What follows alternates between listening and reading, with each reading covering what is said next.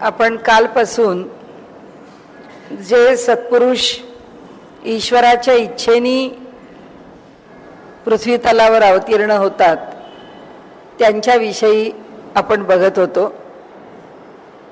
ज्यांना निर्गुणाचं प्रेम आहे त्यांना सद्यो मुक्ती म्हणजे इथल्या इथे जागेवरच ते विश्व चैतन्याशी एकरूप होऊन जातात.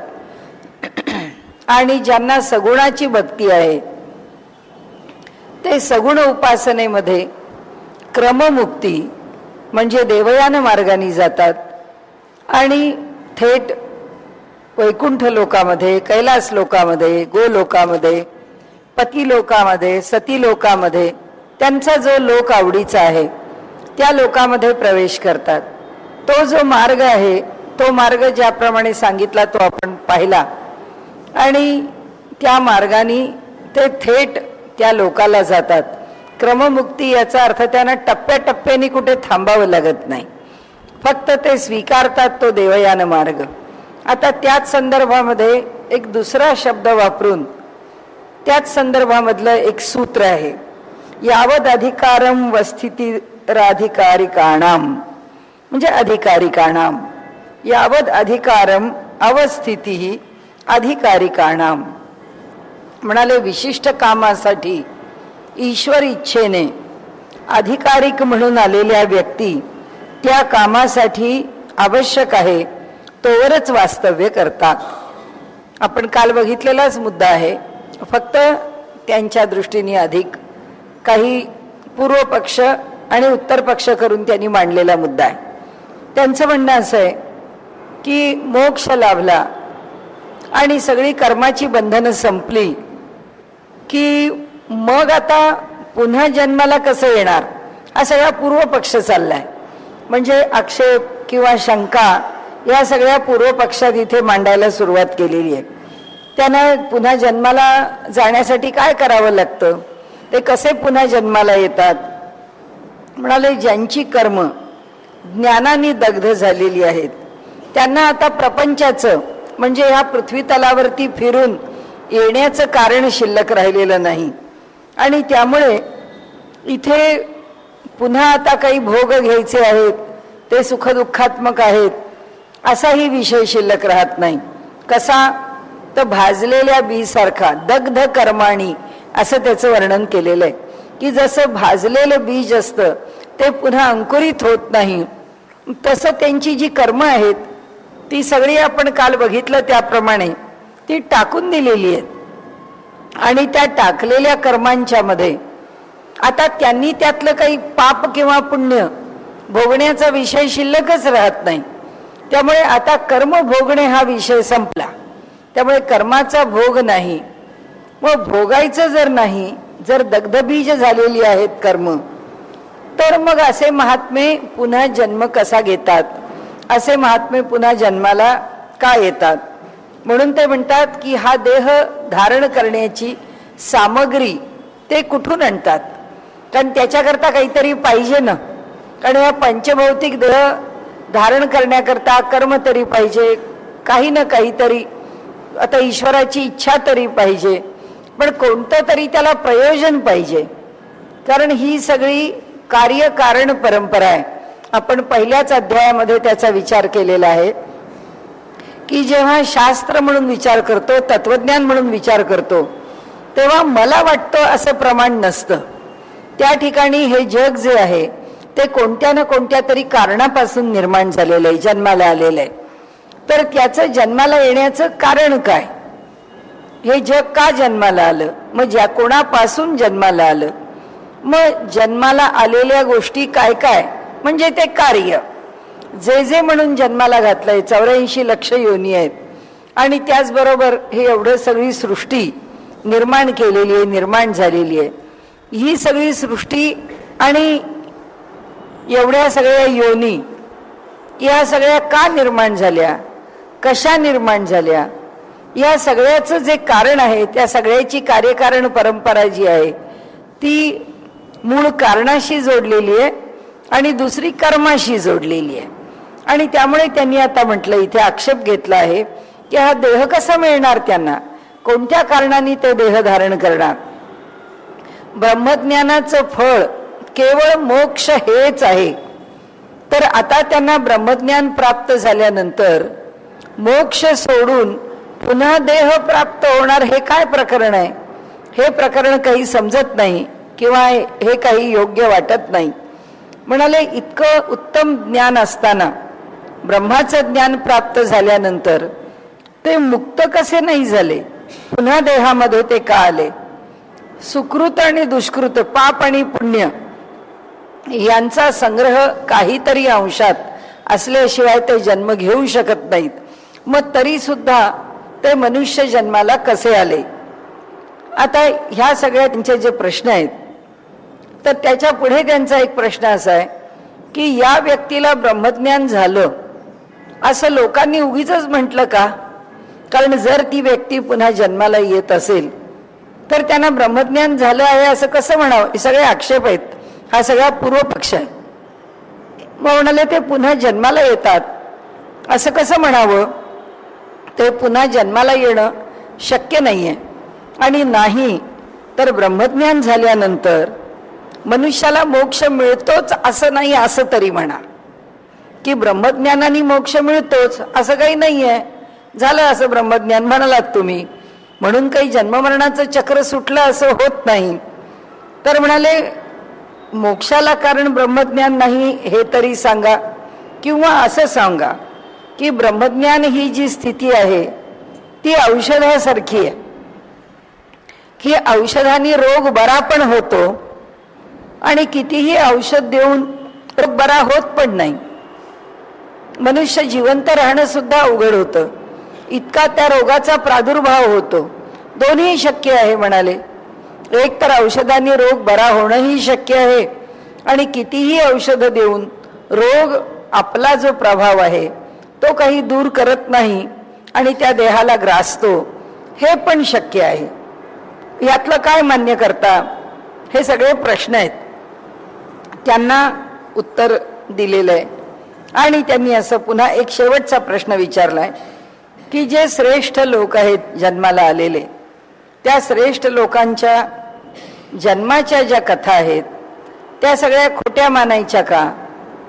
म्हणजे असं की आपण हा विषय घेऊन झालेला आहे आपला, की जसं आपण चोखोबांचं चरित्रातलं सांगितलं, जसं आपण माताजींच्या जीवनाचं सांगितलं की त्या जशा जन्माला आल्या त्यांच्या जन्माचं सुद्धा अद्भुत आहे. सीता जन्माला आली. अशा ज्या थोर थोर श्रेष्ठ विभूतींचे जे जन्म आहेत ते जन्म मग खोटे म्हणायचे का? त्या जन्माच्या मागचा जो जी कार्यकारण परंपरा आहे ती खोटी म्हणायची का? असं त्यांना म्हणायचंय.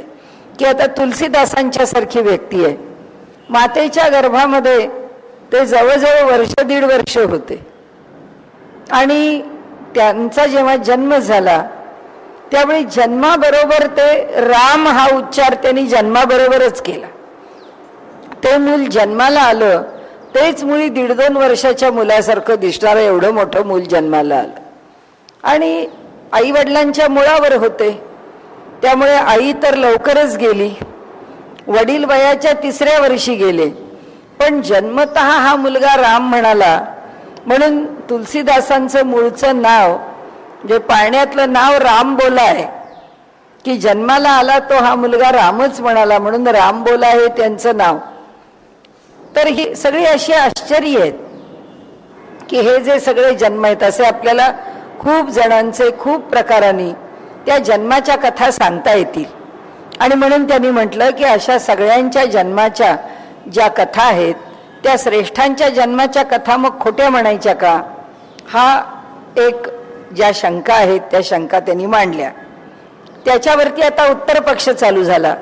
उत्तर पक्ष असं सांगतो, म्हणजे सिद्धांत पक्ष असं सांगतो की शास्त्राचा अभ्यास करा, शास्त्राचं आलोडन करा, आपल्याला समजेल की काय सत्य आहे, काय त्याच्या मागची कार्यकारण मीमांसा आहे. कारण कोणत्याही विषयाला तत्वज्ञान म्हणून जेव्हा आपण विचार करतो तेव्हा कार्यकारणाच्या शिवाय तत्वज्ञान मांडायचंच नाही. तुम्हाला कार्यकारणाची उलगड करून देता आलीच पाहिजे की हा त्याचा परिणाम आहे आणि हे त्याचं कारण आहे. हे आम्हाला असं वाटतं म्हणून, कुणी काहीतरी मनात आलं म्हणून असं ते काही तत्वज्ञान नसतं, ते शास्त्राधिष्ठितच असतं. म्हणून ते म्हणतात शास्त्राचा अभ्यास करा, समजेल. हा एक भाग झाला. दुसरा भाग असा आहे की त्याच्याकरता दृष्टांत दिला की म्हणाले आपल्याला माहिती आहे की सर्प आहे, त्याच्या मुखामध्ये विष आहे आणि त्याचं बळही त्याच्या मुखात आणि शेपटीत आहे. त्याची शेपूट पक्की पकडून त्याचं मुख जर ठेचलं तर तो सर्प नष्ट झाल्याशिवाय, म्हणजे नाश पावल्याशिवाय, मृत्यू झाल्याशिवाय राहत नाही. हे घडलंच पाहिजे. म्हणाले पुष्कळ वाळलेलं गवत आहे, त्या गवताला काडी लावली तर ते गवत पेटून अग्नीच्या भक्ष्यस्थानी पडलंच पाहिजे. ते पडणार नाही असं होणारच नाही. ही वस्तुस्थिती आहे. म्हणजे ही कार्यकारण परंपरा आहे की हे असं केलं म्हणजे त्याचं फळ असं असणार, हे असं केलं म्हणजे त्याचा परिणाम असा अनुभवायला मिळणार. अगदी या तत्वज्ञानाच्या पद्धतीत नाही, पण अगदी व्यवहारातलं सोपं उदाहरण म्हणजे दूध आहे. दुधाला विरजण लावलं, त्याचं दही होणार. कारण काय आहे? कारण तेच आहे, दुधामध्ये दही होण्याकरता आवश्यक असणारे आम्ही बॅक्टेरिया घातले दह्याच्या रूपाने, आणि तो बॅक्टेरियल फ्लोरा वाढला की ते दूध घट्ट जमलं आणि त्याचं दही झालं. म्हणजे ही जी कार्यकारण परंपरा आहे, ही कार्यकारण परंपरा आपल्याला कशाची पण शास्त्र म्हणून सांगता आली पाहिजे. म्हणून त्यांनी सांगितलं की ह्या कार्यकारण परंपरेचा आधी विचार करा. म्हणाले मोक्ष आणि ब्रह्मज्ञान याचं स्वरूप कसं आहे? ते गोडी आणि साखरेसारखं आहे. साखर आणि गोडी याच्यात जसं अंतर नाही, तसं मोक्ष आणि ब्रह्मज्ञान याच्यात अंतर नाही. म्हणजे कालचाच विषय पुन्हा एकदा थोडासा पुढे नेऊन आपण आज बोलू की ज्याला ब्रह्मज्ञान झालं आहे त्याला अंतिम मोक्षाचं स्वरूप प्राप्तच आहे. पण आपण काल ज्याची बहुतेक जास्त वेळ चर्चा केली तो विषय म्हणजे असा की परमात्म्याशी त्याला एकरूप व्हायचं आहे का नाही, त्याला सद्योमुक्ती स्वीकारायची आहे का वैकुंठामध्ये राहून परमेश्वराच्या लीलेचा आनंद लुटायचा आहे. आपण काल म्हटलं तसं ही चतुर्दशीचा चंद्र आणि पौर्णिमेचा चंद्र त्यांना फरक का वाटत नाही? कारण ब्रह्मज्ञान झाल्यानंतर आता त्याच्याशी तुम्ही एकरूप झालात का झाला नाही या गोष्टी फारशा महत्वाच्या राहत नाही. या गोष्टीला महत्व उरत नाही. म्हणून तुकाराम महाराज म्हणतात, ते म्हणतात की मुक्ती तो परिणली नोवरी. म्हणाले ही मुक्ती काय? ही आम्हाला प्राप्तच आहे. तिच्या प्राप्त होण्याचं काय विशेष आहे? तिच्या प्राप्त होण्याचं काय वैशिष्ट्य आहे? म्हणजे आम्हाला त्याची काय अपूर्वाई आहे की आम्हाला मोक्ष मिळाला? कारण आम्हाला ब्रह्माचं यथार्थ ज्ञान झालंच आहे, त्यामुळे तो आमच्या खिशातच आहे. मुक्ती तो परिणली नोवरी, त्यामुळे ती आमच्याकडे सलज्ज नववधूसारखी आमच्या जवळ उभीच आहे, अंकित आहे ती आम्हाला. आणि म्हणून मोक्ष आम्हाला अंकित आहे. प्रश्न कोणता आहे? आम्हाला त्या अखंड भगवंताच्या प्रेमामध्ये राहायचं आहे. तो जो भगवंताचा प्रेम आहे तो आम्हाला अधिक महत्वाचा आहे. ज्याला मोक्ष मिळाला, आता हे चक्र पूर्ण झालं बस असं ज्याला वाटलं, तो त्या मोक्षाचा स्वीकार करून आपला विषय जीवभावाचा संपवून टाकील. आणि त्यामुळे त्यांना मिळालेलं ज्ञान, जो सद्योमुक्ती प्राप्त करून गेलेला आहे त्याचं ब्रह्मज्ञान अधिक आहे, आणि ज्यांनी वैकुंठ लोकाचा स्वीकार केला आहे त्याला प्राप्त झालेलं ब्रह्मज्ञान कमी आहे असं काही आहे का? म्हणाले असं काही नाही, हे सगळं सारखंच आहे. आणि म्हणून ब्रह्मज्ञान बरोबर मुक्ती हे फळ ठेवलेलंच आहे. या ठिकाणी त्यांनी ते पुन्हा एकदा स्पष्ट केलेलं आहे. काही महात्मे पुन्हा जन्माला येतात हे पण म्हणाले नक्की आहे, कारण त्यांच्या बाबतीत तो उल्लेख केलेला आहे. म्हणून म्हटलं ना की त्यांनी सांगितलं शास्त्राने तुम्हाला समजेल, शास्त्रातून तुम्ही ओळखून घ्या. याचा अर्थ या ब्रह्मसूत्रामधलं सुद्धा तिसरं सूत्र तेच आहे की शास्त्र योनित्वात, की ब्रह्म कळतं कसं? आमच्या अनुमानाने कळतं, आम्हाला वाटतं म्हणून कळतं, आम्हाला जाणवतं म्हणून कळतं, आम्हाला अनुभवाला आलं म्हणजे आम्हाला काही घटना प्रसंग अनुभवाला आले की आता अगदी ह्या ठिकाणी मनुष्याला अनुकूल फळ मिळणं अवघड आहे, केवढा जबरदस्त अपघात झालेला आहे, एवढा मार लागलेला आहे, यातनं हे शरीर टिकेल असं वाटत नाही. पण सगळ्या बाबतीमध्ये चमत्कार होत गेला आणि ते देह किंवा ती व्यक्ती, ते व्यक्तिमत्व पुन्हा उत्तम प्रकाराने राहिलं. याचा अर्थ असा झाला की आपण म्हणतो नाही बाबा, काहीतरी शक्ती आहे की जी आपल्याला सांभाळते, परमेश्वर आहे तो सांभाळतोय, त्याच्या मनात आहे, त्यामुळे त्यांनी आपल्याला हा दिवस दाखवला, त्याची आपल्यावरती कृपा आहे. हे जसं व्यवहारामध्ये माणूस म्हणतो आणि निष्कर्षाप्रत येतो की आपल्यावर देवाची कृपा का आहे, कारण त्यांनी आपल्याला चांगले दिवस दाखवले म्हणून. आपल्यावर देवाची कृपा काय आहे, कारण त्यांनी आपल्याला संकट काळामध्ये झगडण्याचं सामर्थ्य दिलं म्हणून. देवाची कृपा आपल्यावर का आहे, जेव्हा जेव्हा विपरीत काळ आला, प्रतिकूलता आली, त्या त्यावेळी ती प्रतिकूलता फार सुरळीतपणाने दूर झाली. कुणाच्या तरी कृपेशिवाय हे झालं नाही. अशा अनेक घटनांच्या मध्ये मनुष्य म्हणतो, एखादा घटना प्रसंग आयुष्यामध्ये आपल्या कल्पनेच्या पलीकडे काही चांगलं घडलं तर त्याबरोबर आपण म्हणतो अरे बापरे, हे काही अपेक्षित नव्हतं, खरोखरीच हे आश्चर्य आहे असं घडलं, म्हणजे काय ईश्वराची इच्छा आहे. ह्या सगळ्या ज्या गोष्टी आहेत या सगळ्या ईश्वराधीन आहेत.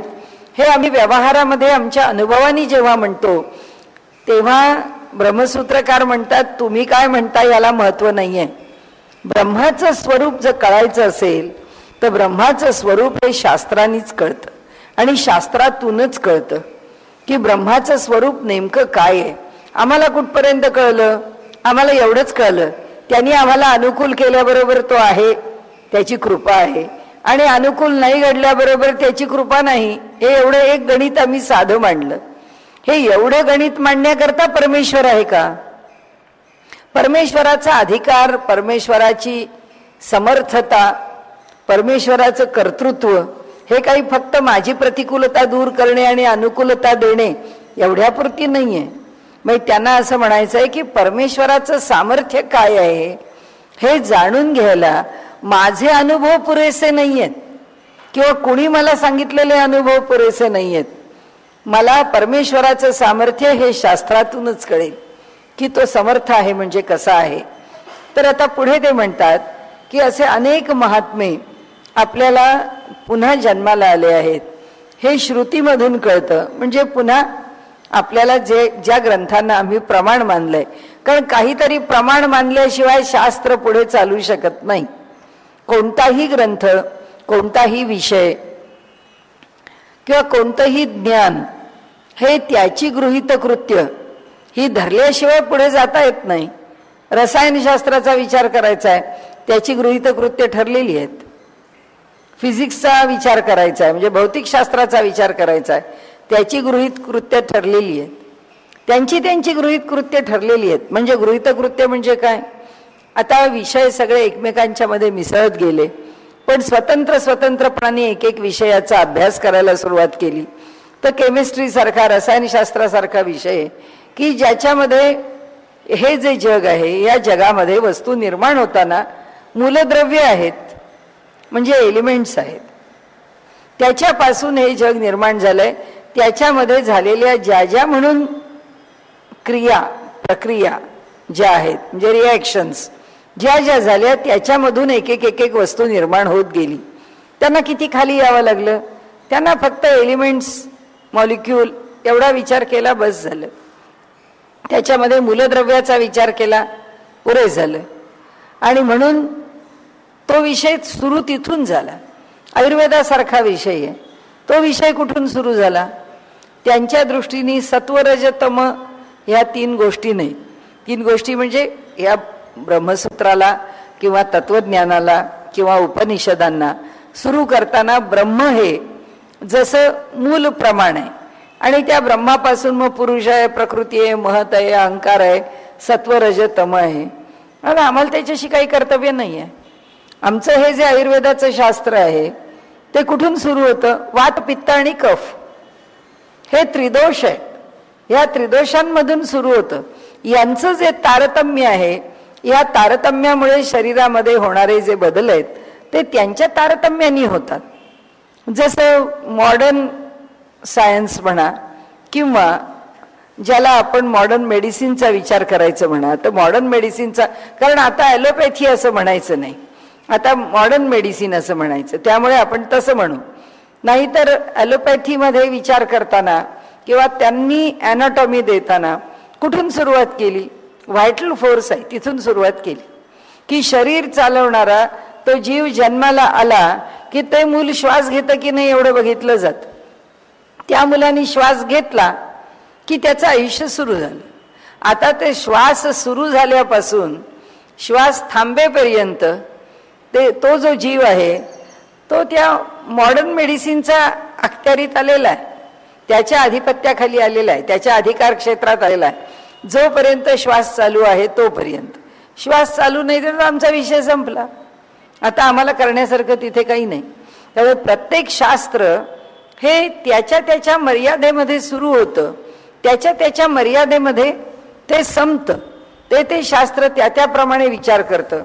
इथे त्यांनी सांगितलं की हे जे शास्त्र आहे पुनर्जन्माचं शास्त्र, ते श्रुतीमधून शोधावं, बघावं. तिथपासून आपल्याला त्याचे संदर्भ लाभतात आणि आपल्याला समजतं. त्यांनी पहिला संदर्भ दिला आहे, तो त्यांनी दिलेला संदर्भ अपांतर तमा ऋषींचा संदर्भ दिलाय. त्यांनी सांगितलं हे ऋषी हे स्वयंभू मनुच्या काळामध्ये असलेले ऋषी आहेत. त्या काळामध्ये त्यांनी वेदविद्येचं सुसूत्रीकरण करून त्या काळामध्ये लोकांच्या करता वेदविद्या उपलब्ध करून ठेवली. ते ब्रह्मदेवाची कन्या सरस्वती हिचे पुत्र आहेत आणि मोठे विद्वान आहेत. आणि त्यांनी त्या काळाकरता वेदांचं उत्तम प्रकाराने विभाजन करून लोकांच्या करता ती प्रक्रिया सिद्ध करून ठेवून दिली. आता जे भगवान वेदव्यास आहे ते वेदव्यास ह्या अपांतरतमा ऋषींचा अवतार आहे असं म्हटलं जातं, की त्यांनीच पुन्हा जन्म घेतला. आणि त्यांनी काय केलं, ह्या कलियुगाला सुरुवात झाली त्याच्या आधी पुन्हा वेदोराशी ज्या आहेत त्या पुन्हा ती स्थिती आली होती की पुन्हा त्याचं सुसूत्रीकरण करणं, त्याचं वर्गीकरण करणं. पुन्हा 4 वेद आणि तत्वज्ञान वेगळं, म्हणजे ते शुकमुनींना दिलं. आणि 4 वेद आहेत ते 4 ऋषींकडे दिले. पैल, वैशंपायन, सुमंतू, जैमिनी अशा त्या ऋषींकडे वेद सोपवले आणि शुकाचार्यांच्याकडे तत्वज्ञान सोपवलं. म्हणजे पुन्हा वर्गीकरण करून त्याची व्यवस्था लावून या काळामध्ये व्यवस्था लावायला पुन्हा कोण आले? पुन्हा अपांतरतमा ऋषीच आले, ज्यांनी त्या काळामध्ये वेदांची व्यवस्था लावली होती. म्हणजे त्यांना इथे सांगायचंय की हे पुन्हा पुन्हा जे जन्म घेतात ते कार्य करणारे. आता किती काळ आहे, स्वयंभू मनुचा काळ आणि आताचा हा आमचा जो कलियुगाचा काळ, याच्यामध्ये पुष्कळ अंतर आहे. पण इतक्या अंतरानंतर सुद्धा त्यांनी जन्म घेतला अशी त्यांची धारणा आहे. आता वसिष्ठ मुनी आहेत, त्यांनी 5-6 उदाहरणं दिली आहेत आपल्याला की वसिष्ठ मुनी आहेत. तर वसिष्ठ मुनी हे मुळामध्ये ब्रह्मदेवाचे मानसपुत्र आहेत. त्यांच्यापासून तो वसिष्ठांचा वंश सुरू झालेला आहे. पण त्याच वसिष्ठांनी पुन्हा मित्रावरुणांच्याकडे पुत्ररूपाने जन्म घेतला आणि पुन्हा तिथे कार्य केलं. म्हणजे वसिष्ठ वंश वाढवला. तसा सनत कुमार आहेत, आपल्याला माहिती आहेत, हे पण ब्रह्मदेवाचेच ठिकाणी ज्यांनी आपलं तत्वज्ञान खूपच, म्हणजे त्यांचा काय म्हणूया आपण, तत्वज्ञानाच्या क्षेत्रातला त्यांचा कार्यभाग खूपच मोठा आहे. ते नारदांचे गुरु पण आहेत. ते तत्वज्ञानाच्या करता त्यांनी जो बालभाव स्वीकारला आहे तो इतका स्वीकारला की त्यांनी त्यांचं हे 5व्या वर्षाशीच सीमित ठेवलेलं आहे. ते जे आहे ते 5 वर्षाच्या कुमारांच्या सारखे आहेत. ते 4 जण आहेत, सनक, सनंदन, सनातन, सनत कुमार असे ते 4 आहेत. तर हे जे सनत कुमार आहेत यांनी कोणाचा जन्म घेतला? स्कंद. स्कंद म्हणजे षडानंद, शंकराचा पुत्र, त्याचा जन्म घेतला. आता अलीकडच्या काळामधला कबीर महामुनींनी शिर्डीच्या साईबाबांच्या रूपाने ते जन्माला आले. जे कबीर अवतार साक्षात असं वर्णन केलंय साईबाबांचं. शिर्डीचे साईबाबा हे कबीरांचा अवतार आहेत. म्हणजे ऋषी मुनी संत पुन्हा पुन्हा काही कथा आपल्याला इतिहासातून मिळतात, काही कथा आपल्याला पुराणातून वाचायला मिळतात. पण त्यांनी त्या ठिकाणी त्यांच्या त्यांच्या जन्माची कथा आपल्याला सांगितलेली आहे. कृष्णाचा भक्त जो उद्धव आहे, नामदेव हे त्या उद्धवाचा अवतार आहेत. आणि म्हणून नामदेवांचं जे चरित्र आहे ते आता संबंध कोणाशी जोडलेला आहे? उद्धवांशी जोडलेला आहे. तुलसीदास वाल्मिकीच, म्हणजे वाल्मिकी ऋषीच तुलसीदासांच्या रूपाने पुन्हा जन्माला आलेले. अशा प्रकारे ह्या प्रत्येकाने जो जन्म घेतलेला आहे त्या प्रत्येकांचं अशी संत चरित्र जर आपण पाहत गेलो तर आपल्याला कळतं की तुकाराम महाराजांची साक्ष तर सगळेजण सारखी देतात. आम्ही वैकुंठवासी आलो याच कारणासी, की आम्ही वैकुंठात राहणारे असलो तरी याच कारणाकरता पुन्हा पुन्हा जन्म घेतो. आता का जन्म घेतो तर त्याची त्यांनी कारणं ह्या इथे सांगितली आहेत मुद्दाम. की म्हणाले शब्दानी ज्ञान होतं. आता शब्दानी ज्ञान होतं म्हटल्याबरोबर ज्याला त्या व्यासपीठावर बसून ते ज्ञान प्रसृत करण्याची संधी मिळते तो आपलं कवित्व काही कमी करत नाही. त्याचंही कवित्व पुष्कळ असतं. आणि त्यामुळे काय होतं की मूळ काय आहे यापासून विषय पुष्कळ लांब नेला जातो. आणि मग त्या ठिकाणी पुराण लोप पावतात, शास्त्र लोप पावतं, तत्वज्ञान लोप पावतं. मग व्यवहारामध्ये म्हणजे आपण जर बघितलं तर कीर्तनकार कथा लावतात, त्या कथेमध्ये कोणत्या तरी पुराणाचा आधार पाहिजे. ती कथा त्यांच्या मनाने विस्तारत चाललेली असते. त्याचा विस्तार त्यांना पाहिजे तसा ते करतात. हळूहळू त्या कथेमागचा इतिहासच बदलून जातो आणि मग ती त्यांना वाटते त्याच कथा रूढ होतात. मग समाजामध्ये काही दंतकथा, मग मूळची कथा कोणती, असे जे आपल्याकडे मनामध्ये संशय निर्माण होतात त्या सगळ्या संशयाचं निराकरण करण्याकरता भगवंताला या लोकांना पुन्हा पुन्हा अवतार घ्यायला लावावं लागतं किंवा ते पुन्हा पुन्हा अवतार घेतात. म्हणाले अनेक साधन मार्ग आहेत. आपण तर पुन्हा परवा पण बोललो, आता पण पुन्हा म्हणू की सगळे साधन मार्ग शुद्ध करण्याकरताच रामकृष्ण परमहंसांचा अवतार आहे असं म्हणावं लागेल. इतकं सगळ्या साधन मार्गावरती त्यांनी काम केलं. सगळे सत्पुरुष जन्माला आल्यानंतर आपल्या स्थानावरून या पृथ्वी तलावरती आपल्या भारत देशामध्ये असलेल्या ज्या ज्या क्षेत्रांच्या ठिकाणी आपल्याला माहिती आहे की रामकृष्णांनी फारसा प्रवास केलाच नाही, पण त्यांची एक आठवण फार सुंदर आहे की काशीला तेवढे ते गेले होते. तर काशीला गेल्यानंतर त्या मुक्ती घाटावरती अजूनही काशीची प्रथा आहे की अर्धवट जळलेलं प्रेत टाकून देतात, त्या गंगेला विसर्जित करतात, त्याला पूर्ण जाळतही नाही तिथे.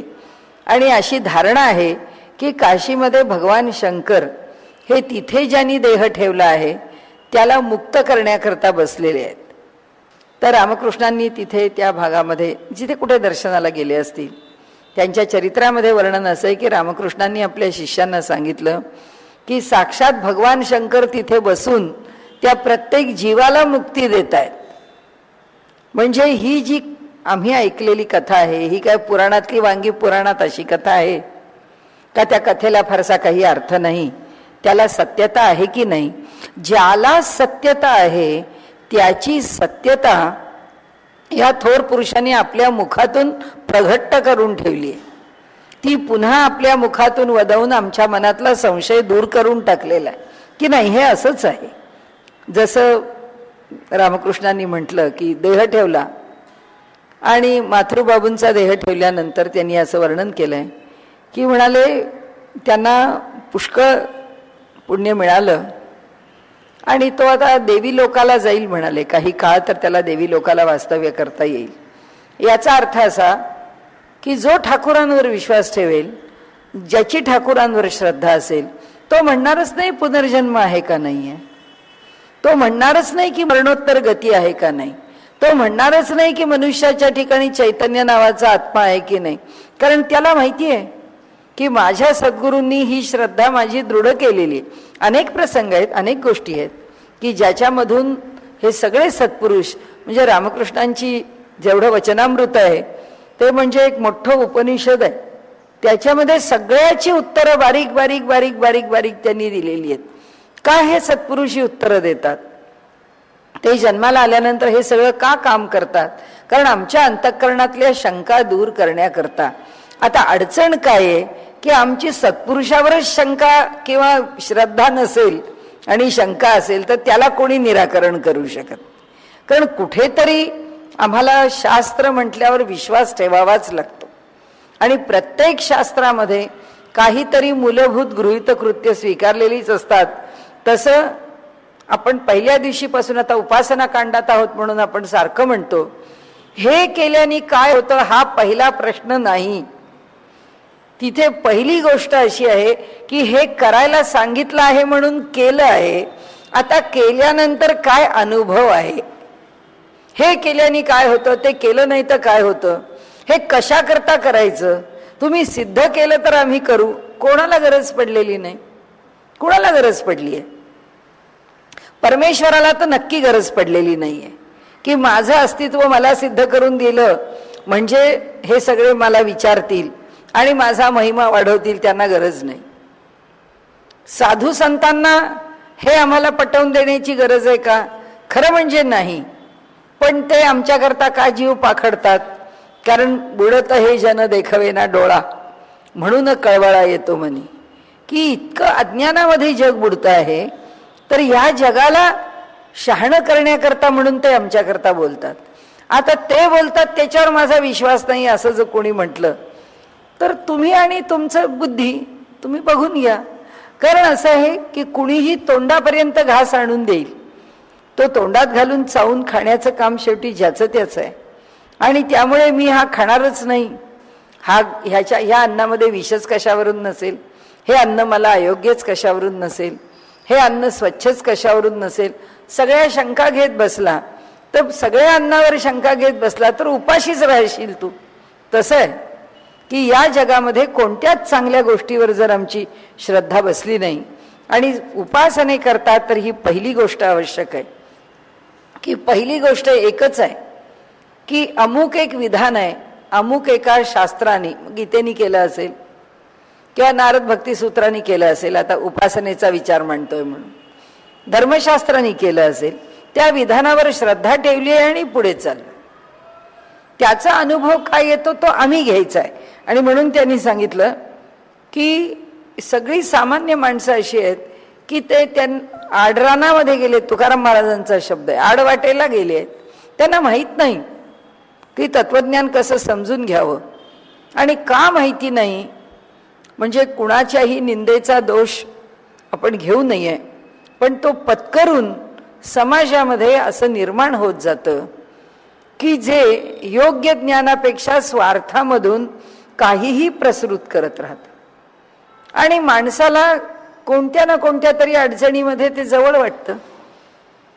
कोणीतरी म्हणाला माझ्याकडे या, तुमची सगळी संकट दूर होतील, की बिचारा मनुष्य संकटात सापडलेला तिथे जातो. कोणी सांगतं तुम्ही आमच्या इथे पैसे दिलेत, आमच्या इथे सेवा केलीत, आमच्या इथे अभिषेक केलात, आमच्या इथे तुम्ही देणगी दिलीत तर तुमच्या अडचणी कमी होतील. मनुष्य ते करत राहतो. त्यावेळी माणसाच्या मनामध्ये तो अडलेला असतो आणि त्या अडचणीमध्ये त्याचा विवेक शिल्लक राहिलेला नसतो, त्याचा योग्य सारासार विचार त्याच्याकडे राहत नाही. आणि असं प्रत्येकाच्या जीवनात केव्हा ना केव्हा तरी अडचणीचे प्रसंग येतात. त्या अडचणीच्या प्रसंगामध्ये त्या प्रसंगाचा फायदा घेणारा समाजातला एक वर्ग पुष्कळ आहे की जो त्याचा फायदा उठवतो. आणि म्हणून मूळ तत्वज्ञान बाजूला राहतं, मूळ संतत्व काय राहत नाही.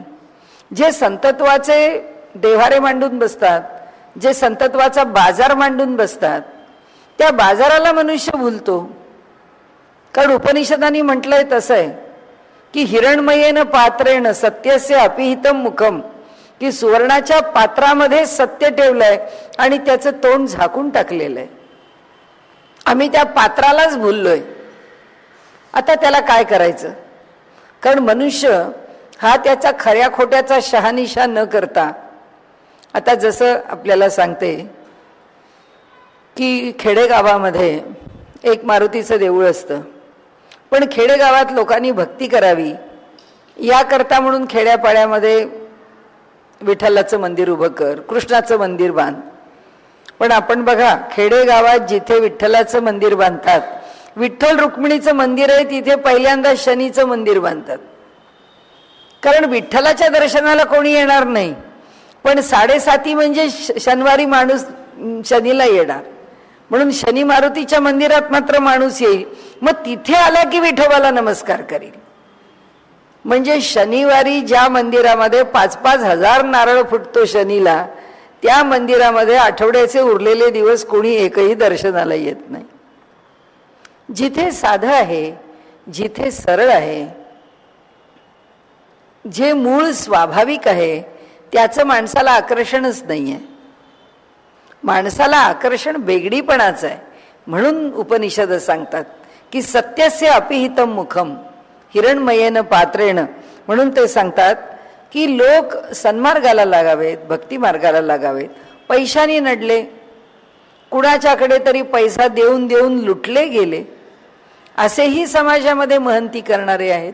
म्हणजे हा निंदेचा विषय नाही, हा धोक्याचा विषय आहे की समाजामध्ये सगळ्या बाजूनी मनुष्याला आम्ही उपासना सांगतो, आम्ही मंत्र सांगतो, आम्ही तंत्र सांगतो, आम्ही तोडगे सांगतो, आम्ही भविष्य सांगून ग्रह नक्षत्रांची पीडा दूर करण्याकरता उपासना सांगतो, सगळे प्रकार आहेत. असा कोण आहे की जो या सगळ्यामध्ये मार्गदर्शन करू शकेल, पण तो त्याच्यावर उपाय नाही करू शकणार? असा कोण आहे की या ग्रह नक्षत्रांची पीडा दूर करण्याकरता आम्ही तुम्हाला सांगतो ती शांती करा म्हणजे मग तुमचे ग्रह बदलतील? असं नाही. एक उपासना पुरेशी, आपण त्या विषयाकडे जातोच आहे. हे महात्मे म्हणतात एका परमेश्वराला सोडून इकडे तिकडे धावता कशाला? ते तेवढंच सांगण्याकरता येतात, कारण त्याला सोडून इकडे तिकडे धावायचं नाही. हे जे मनोबल आहे ते मनोबल प्राप्त करून घेण्याकरता किंवा ते मनोबल देण्याकरता तर संत सत्पुरुष आहेत की ज्याची देवावरती दृढ श्रद्धा आहे तो इकडे तिकडे धावणारच नाही. तो म्हणणारच नाही की बाबा काय आहे, काय माझ्या नशिबात आहे, काय होणार आहे, काय असेल तो परमेश्वर पाहून घेईल ना. तो बघायला समर्थ आहे, त्याच्याकरता मी धावपळ करायचं काय कारण आहे? म्हणून ते म्हणतात की सदाचाराने वागावं, नीतिमत्ता असावी आणि सद्विचार असावेत माणसाकडे. जे करायचं आहे ते परमेश्वर करील, तो बघून घेईल.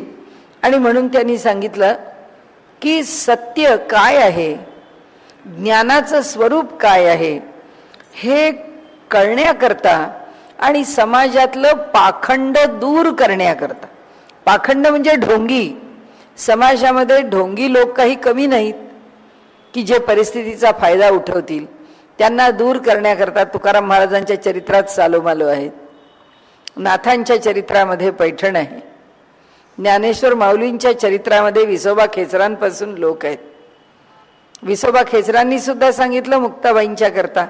ज्ञानेश्वर माऊलींनी सांगितलं की मला मांडे खाण्याची इच्छा झाली. मी बोलले का नाही ही गोष्ट मला माहीत नाही, पण मांडे खाण्याची इच्छा झाली आहे, तू आज मांडे कर. ती म्हणाली ठीक आहे, खापर घेऊन येते. कुंभारवाड्यात जाते आणि खापर घेऊन येते. या विसोबा खेचरांच्या इथून ती जात होती. कुठे चालली म्हणाले तू? कारण सगळ्या आळंदीची वाळ आहे त्यांच्यावरती, आळंदीत कुठे वावरायचं नाही. मग आता तिथे जाऊन जर खापर आणणार तर हिला कुणी खापर द्यायचं नाही द्यायचं. तर त्यांनी त्या कुंभारवाडीत जाऊन सांगितलं की खापर मिळणार नाही असं सांगा. कुणीही कुंभाराने खापर दिलं तर याद राखा, तुम्हा सगळ्यांना कर्ज देणारा व्यापारी सावकार तुमचा मी आहे, आणि तुम्ही जर त्यांना खापर दिलं तर मला ताबडतोब तुमच्या कर्जाची फेड पाहिजे. तुम्हाला मी मोकळं सोडणार नाही. आता कसे कुंभार देतील बिचारे, पैसा कुठून आणतील द्यायला? त्यांनी काही मुक्ताबाईंना खापर दिलं नाही. मुक्ताबाई परत आल्या. त्यांनी ज्ञानदेवांना सांगितलं की खापर काही मिळालं नाही. विसोबा खेचरांनी पुष्कळ निंदा केली की एवढे स्वतःला संत समजतात आणि त्यांना काय मांडे खावेसे वाटतात का, अमुक का तमुक का, सगळं बोलून झालं मुक्ताबाईंना. मुक्ताबाई घरी आल्यानंतर ज्ञानदेव म्हणाली की तू कशाला काळजी करते, माझा जो वैश्वानर आहे पोटामधला तो जठराग्नी प्रदीप्त करतो मी, त्याच्यावरती मांडे भाज तू, तुला खापर नाही मिळालं तरी. आणि त्याप्रमाणे तिने ते मांडे भाजायला सुरुवात केली. तो विसोबा खेचर लपून पाहतच होता की यांच्या घरात आता पुढे काय चरित्र होणार आहे. तर तो थक्क झाला. की ह्या जठराग्नीमध्ये संबंध ज्ञानदेवांचा देह तापून लाल झालेला चेहऱ्या तोंडामधून जशा चुलीतून ज्वाळा याव्यात, तसं जसा धूर बाहेर पडावा तसे त्या ज्वाळा बाहेर पडत होत्या तोंडातून. आणि पाठीच्या वरती तांबडा लाल झालेला जसा एखादा तवा असावा त्याच्यावरती मुक्ताबाई मांडे भाजत होत्या. आणि हे सगळं जेव्हा त्या विसोबा खेचरांनी पाहिलं, तो ताबडतोब आला, तो शरण आला. तो म्हणाला, माझं चुकलं, मी हे असं वागायला नको होतं. पण देवाला पटत नाही, आपल्या भक्ताला त्रास दिला हे देवाला पटत नाही. आज 750 वर्ष होऊन गेली तरी आळंदीच्या कुंभारांचा आवा लागत नाही, भट्टी पेटत नाही. तिथे मडकी कच्ची तयार होतात, पण आळंदीत मडकी वाजता येत नाहीत. आळंदीच्या शेजारी केळेगाव म्हणून आहे, तिथे कुंभारांच्या भट्ट्या लागतात, आळंदीत लागत नाहीत. आळंदीमध्ये भाजलंच जात नाही मडकं. म्हणजे बघा भगवंताची लीला कशी आहे, की भगवंताला मान्यच नाही माझ्या भक्ताला असा त्रास दिला ते. आणि त्यामुळे आपल्याला सांगायचा हेतू एवढाच आहे इथे, की सत्य सांभाळून धर्म कसा चालवावा, ज्ञान कसं टिकवावं. कारण असं ह्या उपनिषदांनी दिलेलं ज्ञान, ह्या उपासना कांडांनी दिलेलं ज्ञान, हे ज्ञान इतकं शुद्ध आहे आणि मनुष्याला कुठल्याही वेड्यावाकड्या गोष्टींना उद्युक्त करणारं नाही आहे. पण अलीकडच्या काळामध्ये आपण जर बघितलं तर पैसा, मानसिकता, अनेक अनेक गोष्टी आहेत की ज्याची लूट आहे, जे खोटं आहे, हे समाजामध्ये जेव्हा वाढतं तेव्हा ते काय करतात, धर्माचं संरक्षण आपल्या तपश्चर्येच्या बळावर करतात, धर्म राखतात. धर्माचं पुनरुज्जीवन, यदा यदा ही धर्मस्य ग्लानिर्भवती आणि धर्म संस्थापनार्थाय, दोन्ही सांगितलंय. धर्माला ग्लानी आली आहे ती दूर करायची आहे आणि सद्धर्माची स्थापना करायची, त्याकरता त्यांचं कार्य आहे.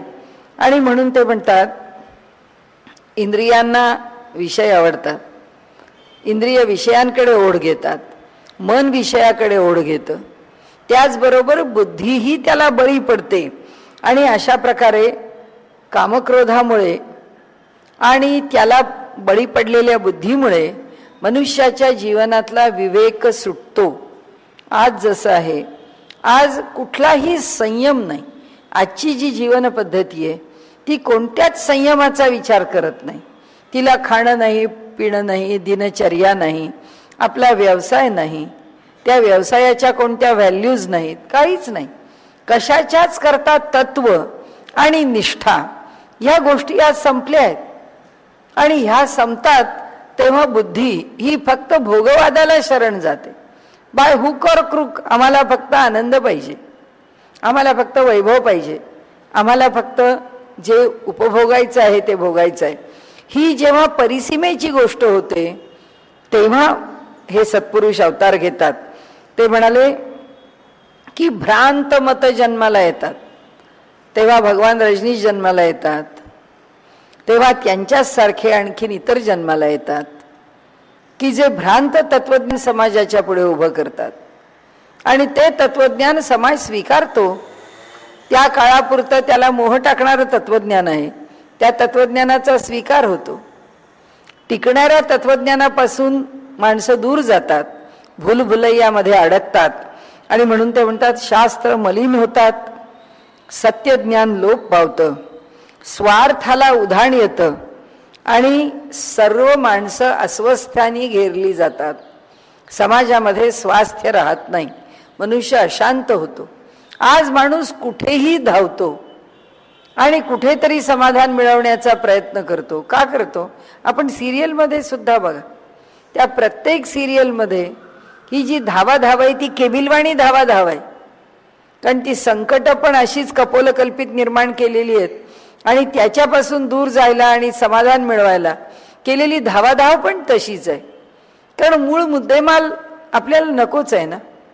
जी मूळ वस्तुस्थिती आहे ती निर्माण करण्याकरता, जी सत्यस्थिती आहे, जी कल्याणकारी स्थिती आहे ती प्राप्त करून देण्याकरता, ही भीतीदायक परिस्थिती दूर करण्याकरता म्हणाले हे खाली येतात. त्याकरता त्यांनी जो शब्द वापरलाय तो त्यांनी सांगितलाय ते अधिकारिक म्हणून येतात, ऑन डेप्युटेशन येतात, त्यांची नेमणूक केली म्हणून येतात.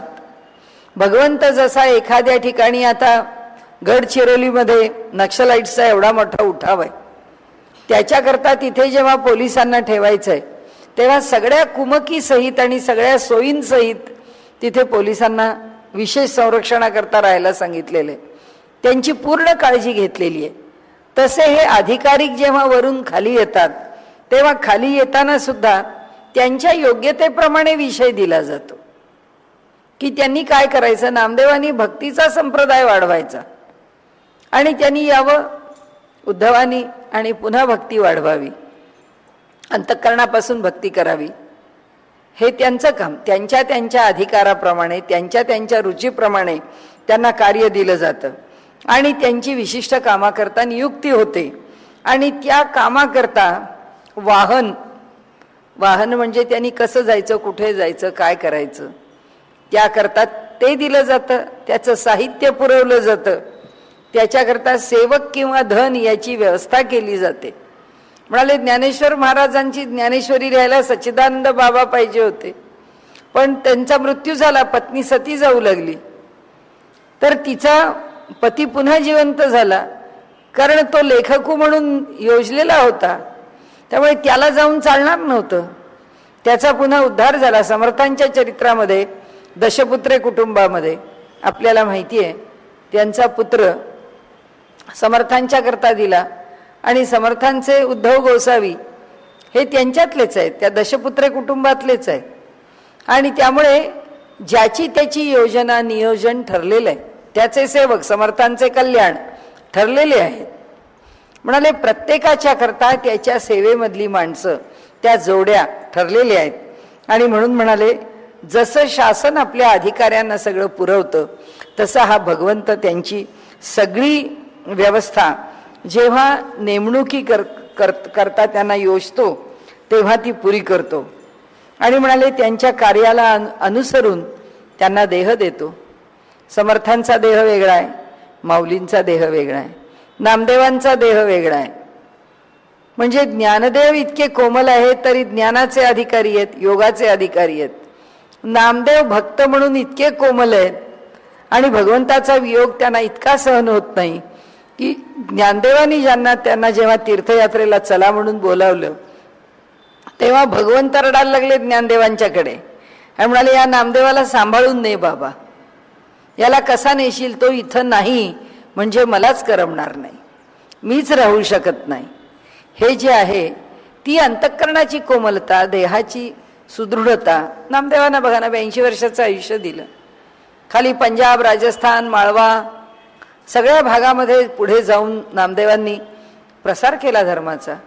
गुरुग्रंथ साहेबामध्ये त्यांची नामदेव बाणी म्हणून प्रसिद्ध आहे, त्यांची पदं त्याच्यामध्ये अंतर्भूत झालेली आहेत.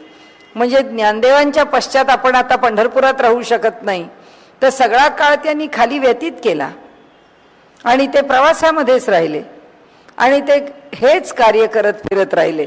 सांगण्याचा हेतू असा आहे की त्यांची वेळेची योजना करून, कार्याची योजना करून परमात्मा त्यांना पाठवून देतो. स्वतःचं त्यांच्याकडे काही नाही आहे, त्यांचा आपल्यासारखा कर्म संचित कशाचाही बँक बॅलन्स नाही. आपल्या काठवड्यामध्ये किती भरलाय आपल्याला माहिती नाही आणि किती भोगून संपवायचं आहे आपल्याला माहिती. त्यांच्याकडे भोगायलाही नाही आणि द्यायलाही नाही आहे, काहीच नाही. जे ईश्वर देतो ते शिदोरी घेऊन ते खाली येतात. आणि त्या संतांचं जे काम आहे प्रत्येकजण आपल्या परीने काम करतो.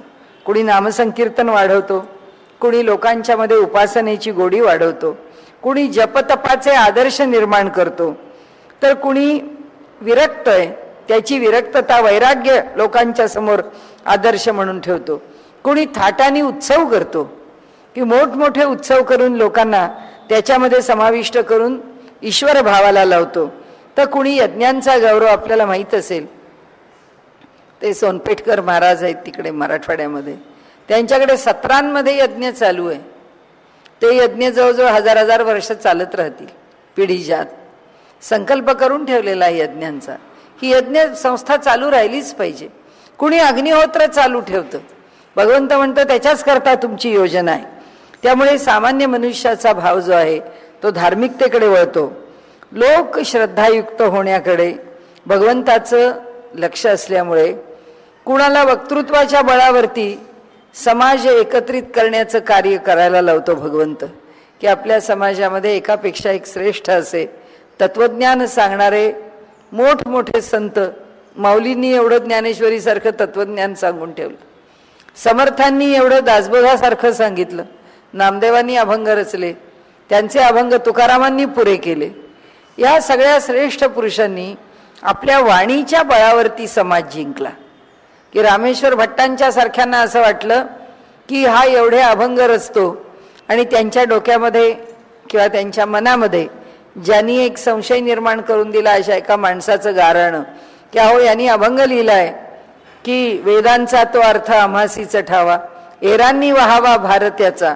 आता एरांनी भार व्हावा म्हणजे शास्त्री जी आपण काय गाढव आहात का? म्हणजे गाढव भार वाहतो ना, म्हणजे आपण वेदांचा भार वाहता म्हणजे आपण गाढव आहात. तुका महाराजांनी असं म्हटलंय आपल्याला. रामेश्वर भट्ट म्हणाले, असं म्हणाले. रामेश्वर भट्ट त्यांना भेटायला गेले. तुकारामांनी सांगितलं की मी काय माझ्या मनाचं बोलत नाही, कायम या पामरे बोलावी उत्तरे, बोलविता धनी वेगळाची. मी काहीच बोलत नाही, माझ्याकडनं बोलावणारा वेगळा आहे. माझ्या एवढं बोलतोस म्हणलंय मोठ्या मोठ्या गोष्टी, माझ्या घरी ये आणि माझ्या घरी कीर्तन कर. ठीक आहे म्हणाले. तुकाराम महाराज कीर्तन करायचे म्हणजे कीर्तनाचे अभंग पाठ करून थोडेच कीर्तन करत होते. कीर्तनाला उभे राहिले की अभंग निर्माणच होत होते, आणि ते निर्माण झालेले अभंग त्यांचे ते 12 लोक जे आहेत टाळकरी ते लिहून घेत होते. आणि त्यामुळे जितके लिहिले गेले तेवढेच अभंग आहेत, नाही तर कितीतरी अभंग तुकारामांचे तयार झालेले आहेत. रामेश्वर भट्टांच्या घरामध्ये गेल्यानंतर समोर काय गाथा का पोथी काही नाही, पण जेव्हा त्यांनी त्यांच्याकडे कीर्तन केलं तेव्हा प्रत्येक अभंग नवीन आहे. त्या प्रत्येक कथानकाला सुसंगत असे अभंग निर्माण करून जेव्हा कीर्तन केलं त्यावेळी रामेश्वर भट्ट म्हणाले, खरंच मोठा अधिकार आहे आपला. सांगण्याचा हेतू असा आहे की या ठिकाणी लोकांना आपल्या वाणीच्या बळावरती, आपल्या सामर्थ्यावरती, आपल्या बुद्धीवरती पाखंड्यांना दूर करून तत्वज्ञान सिद्ध करणं हे काम ह्या पुरुषांनी केलेलं आहे. आणि त्यांनी असं म्हटलंय, सगळे निकष सांगितलेत आपल्याला. ब्रह्मसूत्रकारांनी सत्पुरुषाचे निकष सांगितलेत. त्यांनी सांगितलं ध्यानयोगाचा प्रसार करतो, तर कोणी जपध्यानाचा प्रसार करतो, तर कोणी जपतपाचा प्रसार करतो. पण म्हणाले ज्याला लौकिकाची हाव नाही, म्हणजे ज्याला लोकेशणा नाही, हे लक्षण आहे की सत्पुरुष आहे आणि लोकेशणे करता धडपडत नाही.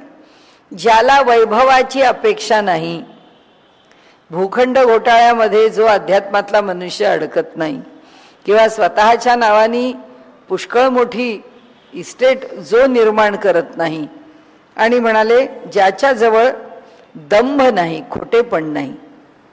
कारण आज जर बघितलं तर वैयक्तिक पातळीवरती आपलं स्वतःचं वैभव, आपलं स्वतःचं मोठेपण वाढवण्याकरता माणसं दंग आहेत. पारमार्थिक अनुभव काय देतील न देतील हा पुढचा प्रश्न आहे. त्या सगळ्यांना उत्तर आहे की त्यांचं वर्तन स्वैर नाही. तत्वज्ञान शुद्ध आणि सात्विक आहे, जे तत्वज्ञान मांडतायत ते, आणि नीतीला सोडून कोणताही साधना किंवा उपदेश करत नाहीत. असं कोणतंच साधन करत नाहीत की जे नीतिमत्तेला सोडू नये, किंवा असा कोणताच उपदेश नाही. स्वतःच्या स्वार्थाकरता ज्यांच्या काही खटपटी नाहीत, जगाच्या कल्याणाकरता जे कार्य करायचं आहे ते कार्य करतील, पण स्वतः करता नाही. म्हणून त्यांनी म्हटलंय की हे धर्मस्थापनेचे नर आहेत. हे काय करतात? ईश्वराकडून अधिकार घेऊन येतात. ते आपण काल बघितलं त्याप्रमाणे ते इतके ईश्वर शरण आहेत की त्यांना स्वतःच्या अस्तित्वाचं काही कौतुक नाहीये. ईश्वराला काय करून घ्यायचंय तसे अधिकार घेऊन येतात. गजानन महाराजांनी घेऊन आलेले अधिकार वेगळे आहेत, ज्ञानेश्वर माऊलींनी घेऊन आलेले अधिकार वेगळे आहेत, तुकाराम महाराज घेऊन आलेले अधिकार वेगळे आहेत, अक्कलकोट स्वामी महाराज घेऊन आलेले अधिकार वेगळे आहेत, शिर्डीच्या साईबाबांनी घेऊन आलेले अधिकार वेगळे आहेत. दासगणू महाराज शिर्डीच्या साईबाबांच्या सहवासात त्यांनी सांगितलं, बाबा तुमच्यासारखा एवढा मोठा संत असताना सुद्धा लोकांना त्यांचं मोठेपण कळत नाही. त्यांनी सांगितलं, गण्या तू काळजी करू नकोस, तुला इतकं वाटतं ना अजून 50 वर्षांनी शिर्डी बाजार होईल म्हणाले. बाजार तुला आत्ता वाटतंय ह्या शिर्डीमध्ये कोणी नाही, इथे सगळी घाण आहे, मी बसतो तिथे नुसते चिमण्या कावळे बसलेले असतात, तेच घाण करून जातात. पण म्हणाले 50 वर्षांनी पहा ह्या शिर्डीमध्ये बाजार आहे. म्हणून दासगणू महाराजांचं पद आहे, शिर्डी नव्हे पचंबा बाजार. म्हणजे साईबाबांना सगळं दिसतंय, अक्कलकोट स्वामी महाराजांना सगळं दिसतंय, गजानन महाराजांना सगळं दिसतंय की समाजाला घडवण्याकरता आम्ही काय करून ठेवणार आहोत, समाज काय करणार आहे, त्याचा उपयोग सुद्धा काय करणार आहे आणि कसा करणार आहे. पण जे कार्य नियोजित आहे ते करायचंच आहे, ते तसंच करायचं आहे. जसं स्वामी स्वरूपानंद पावसचे त्यांनी सांगितलं, आम्हाला इथून कुठे हलायचं नाहीये, इथून जाणं नाही, इथून येणं नाही, या ठिकाणी बसायची आज्ञा आहे, याच्याशिवाय कुठे जायचं नाही. जे जसं सांगितलं आहे ते तसं कार्य करणार म्हणाले. त्यामुळे ईश्वराच्या आज्ञेला अनुसरून आपलं जीवन धारण करतात आणि ईश्वराने नेमलेलं आपलं काम पुरं झालं की ते देह सोडून निघून जातात. आणि अशा प्रकारचे हे जे अधिकारिक, त्यांचं नावच अधिकारिक, म्हणजे त्यांना ज्या शब्दांनी संबोधलं जातं की हे अवतार घेतात का, तर अवतार तो ईश्वराचा अवतार आहे, तो उद्धवांचा अवतार आहे किंवा उद्धवांनी घेतलेला जन्म आहे असं म्हणता येईल. पण ते ह्या जगामध्ये अधिकारिक म्हणून ऑन डेप्युटेशन नेमणुकीनी येतात आणि नेमणुकीनी येऊन आपलं कार्य करून निघून जातात. व्यतिहारो विशिंशंती ही तर वात. श्रुतीमध्ये इतर गुणांप्रमाणे 2 भावना सांगितल्या आहेत आणि त्या असल्यामुळे उपासनेची उलटा पालट महत्वाची आहे. त्यांनी असं सांगितलं की आम्हाला उपासना करताना आमच्या ठिकाणी 2 भावना पाहिजेत. अर्थ एकच आहे, फक्त बघण्याचा दृष्टिकोन बदलतो. 2 भावना म्हणजे कोणत्या? एक भावना अशी की हा जो जीव आहे तो ईश्वर आहे, ही एक भावना आहे. जीव हाच ईश्वर आहे आणि खरोखरच हा जो जीव आहे तो ईश्वरच आहे, त्याबद्दल कुठे वादच नाही. पण म्हणाले ईश म्हणजे ईश्वर हा जीव आहे, म्हणजे दोन्ही भावना सांगितल्या त्यांनी. जीव हा ईश्वर आहे आणि ईश्वर हा जीव आहे. अर्थ काही फार वेगळा नाही. जीव हा ईश्वर आहे म्हणजे हा जो जीव आहे तो ईश्वर आहे आणि ईश्वर हा जीव आहे. ईश्वर आमच्या प्रत्येकाच्या ठिकाणी जीवरूपानी आहे, म्हणजे ईश्वर सर्वदूर भरून राहिलेला आहे. त्यांनी उपनिषद म्हणजे इथे ब्रह्मसूत्रकारांनी असं सांगितलं की ह्या दोन्ही भावना उपासकाकडे पाहिजेत की जीव हा ईश्वर आहे, हा जीवच जर ईश्वर आहे तर हे माझं कुणाचं? हे सगळं ईश्वराचंच आहे आणि त्यामुळे आसक्त मी होता कामा नये. जीव म्हणून माझं वेगळं काही अस्तित्वच नाही, तर मी काय म्हणून हा अभिनिवेश ठेवावा की हे मी माझं मला हे सगळं सुटावं. ही एक भावना की जीव हा ईश्वर आहे आणि ईश्वर हा जीव आहे. ईश्वर सर्व भूतानां हृद्देशे अर्जुन तिष्ठती. भगवंत जो आहे तो सगळ्यांच्या ठिकाणी जीवभावाने राहिलेला आहे. तोच जर सगळ्या ठिकाणी जीवभावाने राहिलेला आहे तर मी आणि समोरचा याच्यात काय भेद आहे? म्हणजे जो उपासक आहे त्या उपासकाकडे कोणताही द्वेष मत्सर तुझं माझं हे शिल्लक राहता कामा नये. आणि ते म्हणाले म्हणून उपासकांनी या दोन्ही भावांचं स्मरण ठेवावं की जीव हा ईश्वर आहे आणि ईश्वर हा जीव आहे, असं इथे ब्रह्मसूत्रकार सांगतात. सैव ही सत्यादयः. आणखीन म्हणतात दोन्ही ठिकाणी सत्यविद्या एकच असून तेथे सत्यादी गुणांचा संग्रह आवश्यक आहे. हा भर आहे. आपण परवाच्या दिवशीपासून जे सारखं समन्वय आणि समुच्चय किंवा संग्रह म्हणतोय, उपासनेमध्ये अनेक गोष्टींचा संग्रह करायला सांगितलाय आणि समुच्चय हा शब्द उपासनेमध्ये अनेक प्रकारांनी आलेला आहे. कशाचा समुच्चय? सद्गुणांचा समुच्चय आपल्या ठिकाणी, साधन मार्गांचा समुच्चय आपल्या ठिकाणी, इष्ट देवतांचा समुच्चय आपल्या ठिकाणी. म्हणून तर आपण जी पूजन आहे, ज्याला आपण 5ही मार्गांचं पूजन म्हटलं की वैष्णव, शैव, शाक्त आणि म्हणून ही पंचायतन पूजा जी आहे हा समुच्चय आहे. भिन्न भिन्न गुणांच्या दैवतांचा पूजेमध्ये केलेला समुच्चय. समुच्चय म्हणजे संग्रह. आपण त्यांचा संग्रह करतो आणि संग्रहाने विषय जाणतो. तसंच ईश्वराचे जे गुण आहेत त्याच्या सगळ्या गुणांचा संग्रह करा असं ते सांगतात. इथे जे त्यांनी सांगितलेलं आहे ना की गाईच्या दुधाचा उपयोग काय, की आपण म्हणतो गाईचं दूध म्हशीच्या दुधापेक्षा जास्त चांगलं आहे.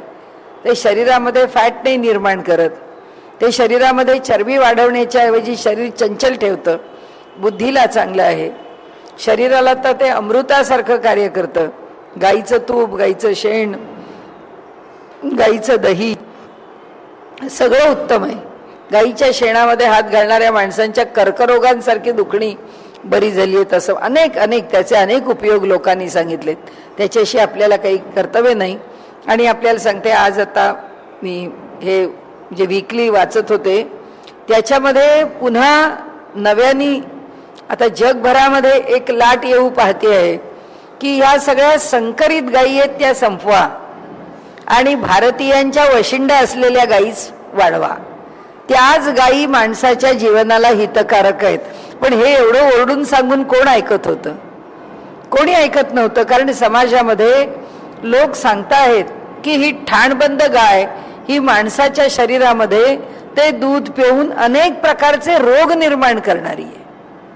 कारण हिंडणाऱ्या फिरणाऱ्या गायीचंच दूध प्यायला पाहिजे. पण एक गाय जेव्हा जर्मनीमध्ये पाहिलं तर आपल्याला एकेका वेळी 25-25 लिटर दूध देते. तिला इंजेक्शन्स द्यायची. तिने घेतलेली हार्मोन्स आमच्या शरीरात दुधातून जातात आणि आमच्याच हार्मोन्समध्ये, आमच्याच ग्रंथींच्या मध्ये असंतुलन निर्माण, अनेक गोष्टी आहेत. तो विषय आपल्याला आत्ता नको. पण यांना सांगायचं आहे असं की एक गाय घेतली तर त्या गायीचा एक गुण आहे का? ते म्हणाले सगळ्या गुणांचा समुच्चय करा, सगळ्या गुणांचा संग्रह करा. दृष्टांत म्हणून सांगितलं तसं ईश्वराच्या सगळ्या गुणांचा संग्रह करा आणि त्या प्रत्येक गुणाचा फक्त मला आवश्यक कोणता गुण आहे की त्यांनी सारखी माझ्यावर कृपा करावी नाही. तो पहिल्यांदा न्यायी आहे हा गुण लक्षात घ्या. मग तो दयाळू आहे, तो कृपा करील. पण आम्ही चुकलो तरी आम्हाला आमचं चूक नजरेआड करून तू आमच्यावर दया कर, ईश्वर म्हणेल नाही. जे चुकलं आहे त्याची शिक्षा आहेच. आता इथे त्यांनी सांगितलं की नुसतं समुच्चय करवर थांबत नाहीत. एका मिनिटात आपण आजचा विषय संपवू. आदराद लोपहा, गुणांचा लोप करणे योग्य नाही, कारण श्रुतींचा आदर केला पाहिजे. म्हणजे ईश्वराचे 4-2च गुण घ्या आणि ईश्वराची उपासना करा असं नाही. ईश्वराचे सगळे गुण जाणा असं श्रुती किंवा ब्रह्मसूत्र आपल्याला सांगतायत. आणि त्याच्यामध्ये त्यांनी जे 2 गुण सांगितलेत त्याचा विचार आपण उद्या करू. पण त्यांनी भामनी आणि त्यांनी दुसरा संयद्वाम असा त्याचा शब्द येतो, संयद्वाम. आणि भामनी हा तर व्यापकता या अर्थाने आहे. भा म्हणजे प्रकाशणे, प्रकाशक या अर्थाने आहे, सगळ्यांचं कल्याण करणारा या अर्थाने आहे. तर हे जे संयद्वाम हा शब्द आहे तो कशा करता आला आहे, ईश्वराच्या ठिकाणी कोणते कोणते गुण आहेत त्यातल्या गुणांचा एक दाखला घेऊन त्यांनी आपल्याला सांगितलंय की ईश्वराचा कोणताही गुण वगळू नका. म्हणजे जेव्हा त्याचे सगळे गुण कळतील तेव्हा आपलं काय आहे हे कळायला लागेल की माझं म्हणून माझ्याकडे काही नाहीच आहे, जे काही आहे ते तोच आहे आणि ह्या सगळ्या गुणांनी तो मंडित आहे, अलंकृत आहे. आणि त्यामुळे त्याचं स्मरण ठेवावं आणि ते जिथे जिथे दिसेल, जिथे सौंदर्य दिसेल, जिथे ऐश्वर्य दिसेल, गीतेमधलं जे विभूतिमत्व आहे त्या विभूतीसारखंच हे संयद्वाम आहे. या संयद्वामाचा विचार त्या विभूतींच्या सारखाच केलेला आहे. तर त्यांना आपल्याला उपासनेमध्ये ही आणखी एक गोष्ट सांगायची आहे की उपासकांनी हे लक्षात ठेवावं की ईश्वराचे सगळे गुण कोणते आहेत. म्हणजे त्याला कळेल की सगळेच गुण ईश्वरामध्ये आहेतच आणि सगळेच गुण ईश्वरापासून प्रकट होतात, त्याच्यापासूनच आमच्यापर्यंत पोहोचलेत. नव्याने ह्या जगात काही निर्माण झालेलं नाही. जे जे सगळं आहे ते त्याच्यापासून आहे. असो आजचा विषय आपण इथे थांबू.